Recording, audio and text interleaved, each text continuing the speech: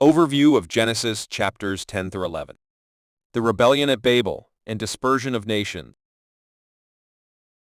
Overview of Genesis chapters 10 through 11. The rebellion at Babel and dispersion of nations.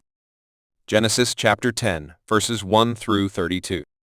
These are the generations of the sons of Noah, Shem, Ham, and Japheth. The fact: this chapter lists the descendants of Noah's 3 sons after the flood, 70 nations in total. Japheth's line spreads to the coastlands and becomes the Gentile nations. Ham's line includes Canaan and Nimrod, who establishes Babel and defies God. Shem's line includes Eber, the father of the Hebrews, and ends with Abram's forefather. The truth: every nation and language has its roots in God's creative order. His sovereignty over history is total. The conclusion: God is not just the God of one people, but of all nations. His plan unfolds through specific lines, but his glory is for all peoples. Genesis chapter 11, verses 1 through 9.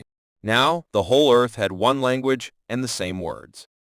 The fact: mankind, united in speech and purpose, builds the Tower of Babel to make a name for themselves, not for God. God's response: he confuses their language and scatters them over the face of the earth. The truth: pride and rebellion, even when wrapped in unity and human ambition, provoke divine judgment. The conclusion: God alone deserves exaltation. When man lifts himself up, God brings him low. Genesis chapter 11, verses 10 through 32. These are the generations of Shem. The fact: this genealogy traces Shem's line down to Abram, setting the stage for God's redemptive covenant. The truth: amid global rebellion, God preserves a righteous seed through whom he will bring salvation. The conclusion: God always keeps a remnant. His plan cannot be stopped by the confusion of nations or the pride of man. Key lessons from Genesis chapter 10 through 11. God created every nation from one bloodline. Babel represents the spirit of pride, self-glory, and rebellion.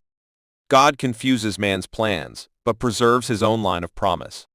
From confusion and scattering comes preparation for redemption through Abram. The call: humble yourself under the mighty hand of God. Don't build towers. Build altars. Call to actions. Genesis chapters 10 through 11. People are scattered, but God is sovereign.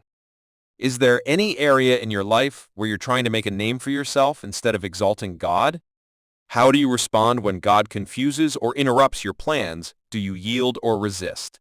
Are you positioning yourself like Abram, ready to leave everything and walk by faith in a scattered world? Let's walk humbly, trust his plan over our own plans, and prepare to be used like Abram in this generation. Thanks for watching this video. May God bless you richly. Your brother in Christ, Dave Alloway. Please share this video with your friends.